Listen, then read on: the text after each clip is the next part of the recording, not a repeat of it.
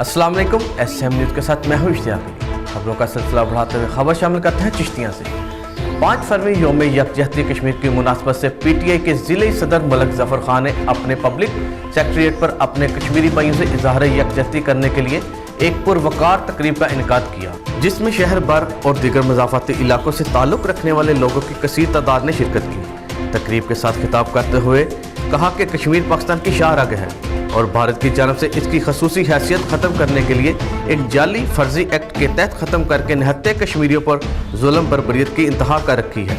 PTI के ज़िली सदर मलक ज़फ़र खान ने तकरीब से खिताब करते हुए कहा कि हम कश्मीरियों की तमाम दमर्क सियासी और समाजी और सफारती हिमायत जारी रखेंगे। अक़वाम मुत्तहिदा को चाहिए कि अपनी करारदादों पर अमल करवाए, कश्मीर को भारत की जानिब से फौजी छावनी में तब्दील कर रखा और निहत्ते कश्मीरियों पर जुल्म और बर्बरियत गैर कानूनी तौर पर चार दीवारी के तकद्दुस को पामाल करने और गैर कानूनी तौर पर कश्मीरियों की गिरफ्तारियों और इन कैदोबंद की सोबतें बर्दाश्त करना पड़ रही हैं, जिनकी हम शदीद अल्फाज में मजम्मत करते हैं।